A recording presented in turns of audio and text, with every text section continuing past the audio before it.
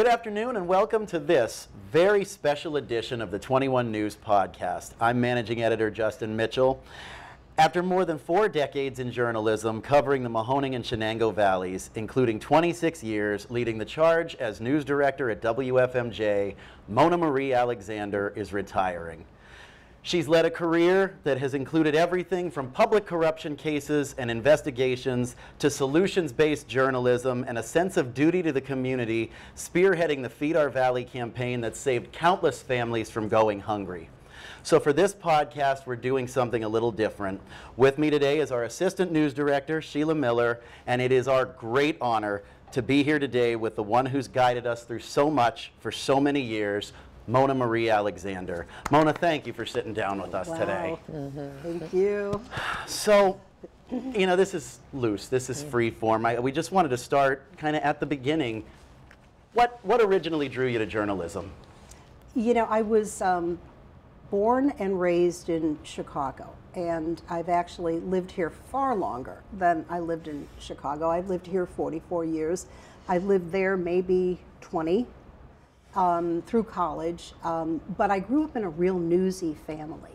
My parents were both huge news consumers. Television news was not anywhere near in its infancy. I mean, it had been grinding along. Chet Huntley and David Brinkley and Walter Cronkite and, you know, all those guys that, you know, you now study about in journalism school. They were on the air then, but there were also newspapers. And my dad would go out. We would get the Monday through Friday paper delivered.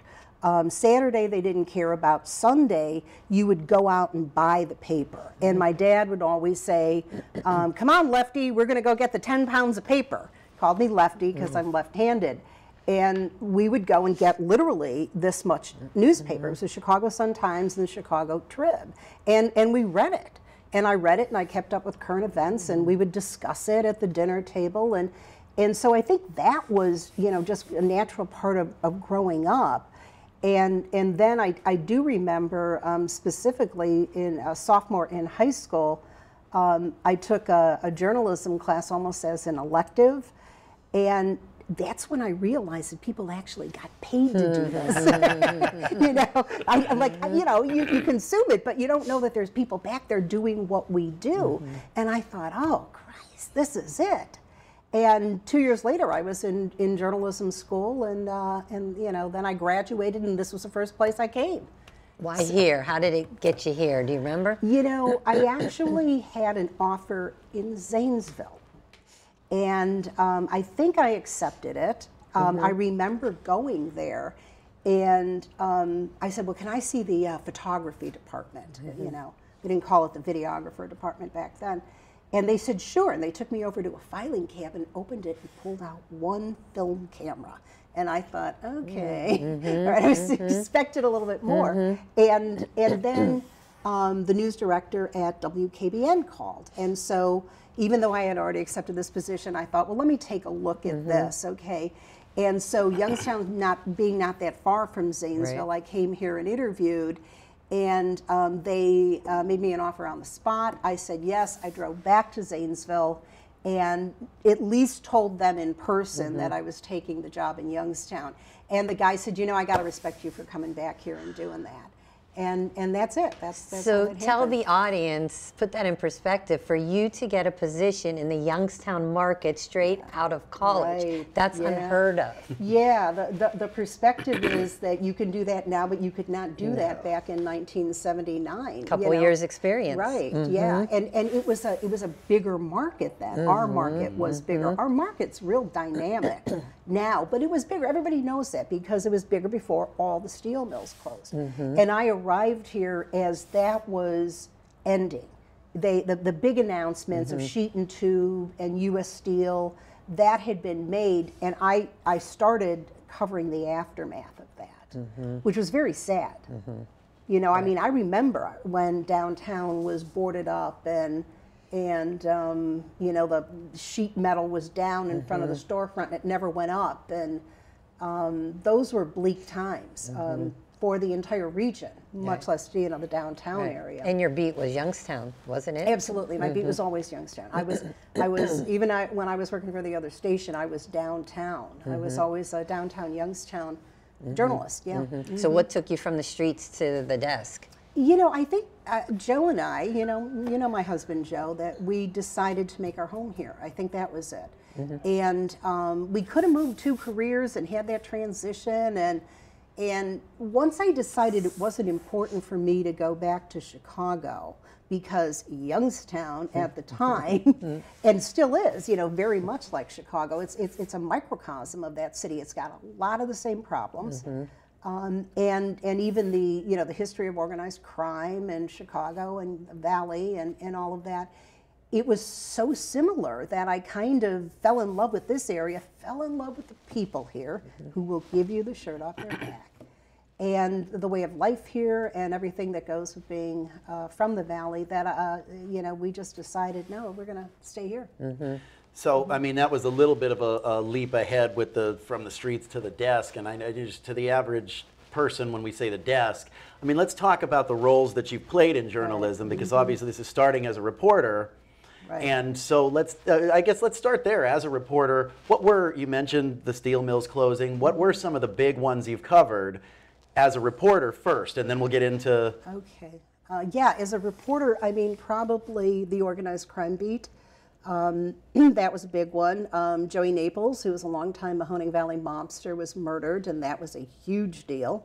A lot of people knew Joey. A lot of people followed that. So I covered that. And of course, Jim Trafficant's 1980 campaign for sheriff, I covered that, got to know him very well, and subsequently covered his racketeering trial in '83. That was the one where he fired his attorney, defended himself, and got acquitted. That was crazy. I mean, that was just, you know, that was wild. And for a young reporter, you know, trying to figure out what an affidavit is and what a pro se defendant is, and you know, all of those things that you are now teaching our young reporters, I had to figure out for myself, only because I was up in Cleveland. You know, I was living up there, essentially. And, you know, it just, you know, it was an incredible experience and a lot to learn. And then there was the '85 tornado as a reporter. You know, that was not really going home except to, you know, change clothes, grab a shower, a little bit of sleep, and head back up to Niles, or I think it was Wheatland, which was the Pennsylvania community. So those were, you know, big stories that I was involved in as a reporter. And that's how many years as a reporter? About? I think it was 10. Really? Yeah, I think it was 10 as a reporter and 8 as a news manager. Over at the competition. Yeah. And did Jimbo have any names for you? Do you remember? He has names for everybody. Are they repeatable? Yeah. Are they? No, I don't think he did, Sheila. I don't think curious. he did. Yeah, Okay. I'm trying to think, did he? No. No. I mean, I was his, you know, I knew I was his favorite reporter. A, he didn't like Bertram, you know. He just didn't like Bertram. And, you know, we would cover him at these big events, and I would walk in with my videographer, and he would say, "Oh, I have to stop because my favorite reporter is here." And I'm like, oh, you talk about embarrassing. Right, you know, like, I remember it, 40 years later, I'm like, oh my Lord. But yeah, he was great to cover, and you guys covered him too. I mean, when he got to Congress, the Beam Me Up, Scotty. I mean, I do remember standing with a group of journalists once, and they came here to cover him. For what reason, I don't know. There were so many reasons. And I'm standing next to this reporter, and he goes, "Is this guy your congressman?" I go, "Yeah, great." He's like, "Yeah, this is great." Because for a reporter used to covering the elected officials who say the same thing over and over, the canned sound bites, the stump speeches that you get used to covering, to have somebody like him just shoot from the hip for a reporter was just gravy. It was just great. So then you went to management at the competition. Yeah, I for did. A few years. I did, and that's because Joe and I made the decision to stay here, and I needed to grow. And so, you know, I went from managing myself on my beat every day to managing a small group of reporters, and I liked it. I liked news management. I wasn't sure I was going to, and you know what would come next after that. But as you all know, I mean, it is really fun being behind the scenes. and seeing the big picture, like how all of the East Palestine coverage comes together. I mean, that's gratifying for us when we sit in our little area and we say, okay, how are we going to utilize our resources to tell the best possible story for the people who really want this information. And so I was able to do that and did that for, I think, 8 years. Right. Okay. And then you're approached, or did you see the ad? How did the big F get you? John Gerda called me. Yeah, John Gerda called. And I did not know that there was an opening. For the news director's job, I did not know. And I don't know, did I meet him? No, I'm sure you did. I'm sure I did. I'm trying to remember the dynamics of it. Okay. But yeah, no, I met with John and you know, really want you to come here, really want you to come here. And it just, you know, I liked him, to be honest with you. I liked him and had a lot of respect for Mark Brown, you know, who is our owner, and you know, what he was doing with the Vindicator, and just who he was in the community, because you guys know him, but you know, a lot of people don't, and because he's private, and you know, they just don't know what an impact he's really had on this area. So I knew Mark by, I had interviewed him actually as a reporter, and I knew him, and I was really comfortable with his leadership. And you know, it's hard, as you well know, Sheila, it's hard not to love John Gerda, because you know, John Gerda loved you and me, you know, and we worked with him for a long time. And so so yeah, so that was that. That was actually fairly, I had to go back and forth, you know, with my husband. You want to do this, it's a lot of responsibility, you know, and you just don't think too much. You just go. You know what I mean? If you think too much, you're going to talk yourself out of it. Okay, so then that was 1997, correct? Correct. Okay, and that would be the period that I always fondly sort of think of as really the beginning of the legend of Mona Alexander, right? Because, I mean, let's talk about what the landscape was at the time. You know, WFMJ was a third-place station at that point in time, right? You're coming from a station that had a, you know, a long history, and there was, the work was cut out for you, and you know, you took this no-holds-barred, no-prisoners approach to really kind of seizing the reins, and nobody was going to tell you that, nobody was going to tell you no for anything. So let's talk about that. Tell me about those days. Well, you know, I think it really, again, it starts with Mark Brown and John Gerda, because they really wanted to be #1. And when you have somebody pushing you who says, we want to be #1, John was the worst. Want to be #1. She's going to make me #1. We're going to be #1. You know, it's just like a constant drill. Well, you know, it's kind of like, shh, let me do my thing. But the reality was, I knew that he had my back. And so, you know, when you know that, that's real important. Then what you do is you start going around and you start looking at what your strengths and weaknesses are, what your assets are, what your liabilities are, and stuff like that. And that's when I found her. Okay? Because Sheila was she was making a huge contribution and doing a great job, but sort of, I think, languishing a little bit there, because she wasn't, like, all of her talents were not being developed. And so she and I just forged this relationship, which I don't want to talk too much about, or we're both going to start crying. But we forged this relationship that we've had for 26 years, where we were able to get that done. And yeah, I mean, I'm a, can you say ballsy? You can say ballsy. Person. and so yeah, I mean, you know, I try new things. I threw stuff at the wall. Some of it stuck, some of it didn't. You know, when you're the third person to come in with a morning show, you want to do something different. So, you know, I hired Mike Gauntner, and you know, who is a news god in this town, and you know, he did a survey of everybody all over the station. What do you want to see? What do you want to see? And that turned into WFMJ Today. And then we hired people who were largely personality based. You know, Frank Marzullo, Scott Schneider. Nicole Perry, you know, and great personalities, and you know, it took off. And then you carry that through. You carry that sort of, you know, torpedoes be damned sort of approach to, you know, creating content, and it brings us all the way up to the 5 o'clock newscast. You know, the competition has had their show on the air for 30-some years, and we come out, and within a year we're #1 because we put a lot. Did we not put a lot of effort into it? Put a lot of effort into it. We planned a phantom 5 o'clock news for a solid year before it launched, so that we had muscle memory out of the gate. That's right. And what happens with that is you put a show on the air, and it's something like, and this is not a bad analogy, it's kind of like Seinfeld. Seinfeld, those characters were fully formed. They were fully developed when that show went on the air. George didn't change from this to this. He was the same. And that's because they knew what they wanted to create, and the audience immediately reacted to it and stayed loyal to it. So I think that's what we see. I hate comparing one of our newscasts to a comedy, but you know, but it's the thought that goes into it, and then creating a show and knowing that, you know, when you have an anchor like Lindsay McCoy, she's going to pull that off.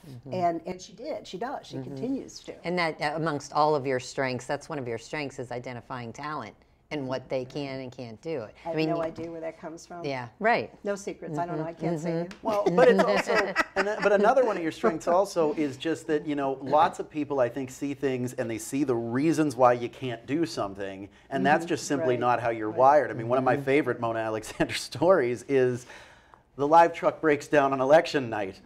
And what happens, Mona? That's crazy. So we were at somebody's campaign, and the idea was to move around to various different locations. But the truck breaks down, and so, oh shit, I don't know if it was you who said something to me, but somebody told me, oh, our live truck's dead, da-da-da-da-da. And so I hired a tow truck for that entire evening to bring it around to the various locations. Remember that. Yes, that is a true story. Yeah. It was the same year that I locked myself out of my office and had to bring a locksmith in to bust it open. And you were up in the control room. That's what I was going to say. You guys probably didn't tell me. I'm up in the control room waiting for the live truck to go up, and it goes up. I don't know how it's going up. So that could be it. Never heard of that Yes, one. I thought I was going to hear it from John Gurdick about the tow truck bill. What the hell are you doing? You know, hiring a tow truck, you know, because what is that? $100 a pop? $200? Yeah, and how many hours you did? Yeah, all night. Yeah, never heard a word.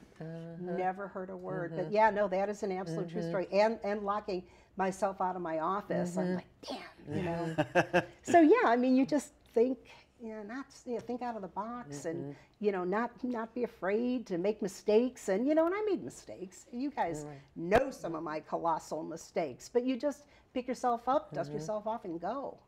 Yeah. Well, that just, we realized you were human at that point then. Well, I'm still not sure, but she might do it on purpose occasionally just to throw us off, right? Go ahead. No, you go ahead. I was going to just ask the moment when she knew that, you know, she's ready to retire. You know, I think it was last summer. You know me, I like to, you know, research and plan. I don't do, you know, a lot of stuff, something important like this without doing it. You know, you slow down.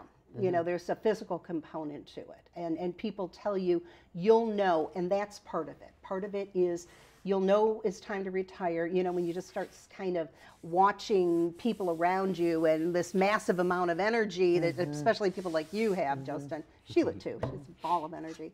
And you're like, oh my God, I can't wait for the week to end. That starts catching up with you after a while. So there's a little bit of that. I mean, I'm healthy and you know, able to travel and all that, but that was a part of it. And I think if I'm being real honest, I think from September of 22 to September of 23 was a pretty momentous year for us. You know, we launched the 5. We went right into that U.S. Senate debate with J.D. Vance and Tim Ryan. One of only 2 Ohio stations, right? Right. Yeah, absolutely. Right? Yes, To get there were 2 debates in that race. Huge debate. Then we went to the election. Then we went to the Jennings investigation, I think, was probably next. Well, East Palestine. East Palestine. Happened while we were working on the Jennings investigation. Huge story. Then the Jennings investigation, and then we did 101 West. And that was a big year, you know, from September of 22 to really December of where we're at now, 23. And I thought, yeah, I'm probably not going to have another year like that. for the amount of time I'm going to stay here. Certainly you guys will, but I'm probably not. And then I started thinking, do I really want another year like this? You know, because it was a lot of energy to expend, but it was a great year. I mean, everything that we did was amazing. So, so I think all that, and then my mom's death. You guys have been great with me on supporting me in that. You know, you start to just kind of put all those things together. And then, you know, my husband was like, you know, you really ought to retire. You really ought to retire. He's not going to push it. Right. But, you know, he wanted me at home, and he knew that I was, you know, getting closer to that. And I want to spend time with him, you know. So it was really all, those are real personal reasons, but it all just kind of coalesced around September. Right. And it really did trigger when you got those ratings for the 5, and we were. It really did trigger. Number 1. Yeah, it really did, because I read you guys the text that I sent to Joe that, you know, if you want to go out on top, and who doesn't, you know, if we're all being honest, we got those ratings in September, and they were so good. And I thought about everything that we did. That's why I think I said September to September. Right. Yeah. And even though October, November, and December here have been great too, but yeah, I think that was it. I think everything just sort of coalesced, and it felt like I was being given this sign from the universe that, you know, go spend time with your husband, travel, do the things you like to do, and job well done. Right. But I mean, it was quick. Like, for the people listening, I mean, she thought about it for a year, but literally calls us into her office. Yeah. And just said, you know, we're number 1. I'm like, oh yeah, ready to say, yeah, okay, now let's go. What are we doing next? And she says, and I'm going to retire. This is it. This is the sign. I'm like, WTF. I did say, don't cry, Sheila. I gave you that heads up. It's the one time I didn't listen to you. And then you both cried, and I sat there kind of like, you're in shock, probably. I was like, no, looking for the words. And I mean, you guys know that's not common for me. I don't know what to say, and I was pretty silent in that meeting. But it really did. Like, it just, like, that quick. Yeah, okay. yeah. It took a year, but it was quick. Right, right. Isn't that weird? Yeah, it is. It is. You know, I'd be remiss if we didn't talk about journalism and the importance of journalism and how it's changed over the course of your career, and where you see it now and where you see it heading and why it's important. So, not that that's not a real heavy way to put it in one question, but. Well, I mean, I think right now some of our elected officials have a very dangerous relationship with the truth. And that points directly to the importance of the role of journalists as we progress in covering the 2024 campaign and you know, the political climate in general. And that is the biggest change that I see from what I encountered over the years, because politicians have always used the media has always used politicians and sources, and that dynamic relationship has always been in play. But now I see that it is kind of at a dangerous level. By dangerous, I mean dangerous to the survival of the republic. So I think that the role of journalists moving forward is to continue to report the truth, and report it not through any type of bias, any type of prism, anything other than the just plain, just critical truth is the biggest role that we will have to play, or you guys will have to play, and the biggest difference I've seen in my 44 years as a journalist. That's absolutely critical. So the news media needs to be vigilant, truthful, tenacious, do it with zeal, and be fair. But that is the most important role of the media moving forward, I think. Sheila, you had something fun and much less heavy. Yeah, well, something that you wanted to.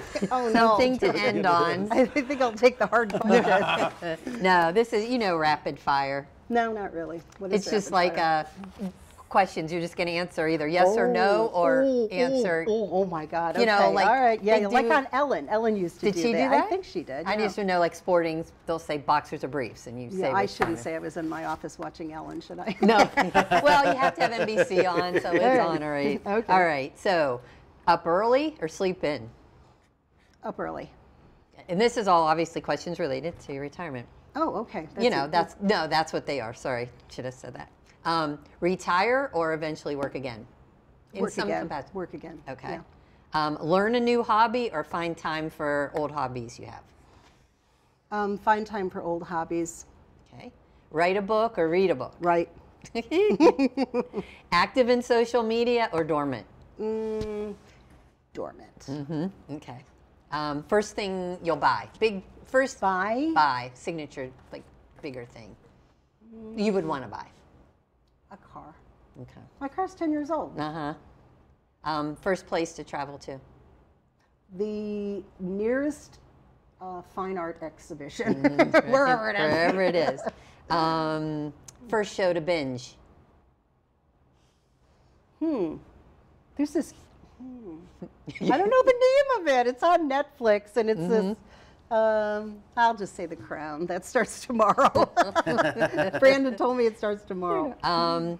One thing you will not miss about the job? The stress. The stress. Yeah, the Okay. stress.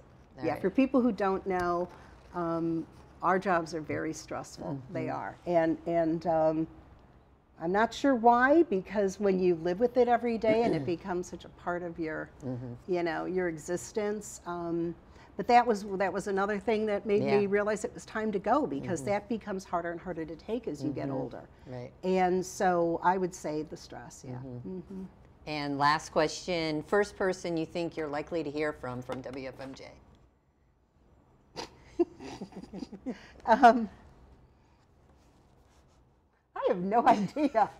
I'm going to go with Robert. Just wing I'm going to it. go with Robert. He brought me a bottle of wine today. He's probably going to call and say, how'd you like it? Yeah, I'll go with Robert. All right, that's my rapid fire. That was good. I like that. You know, I mean, is there anything else that you would like to add that we didn't touch on that you just want to Oh make my sure? God, you guys are great.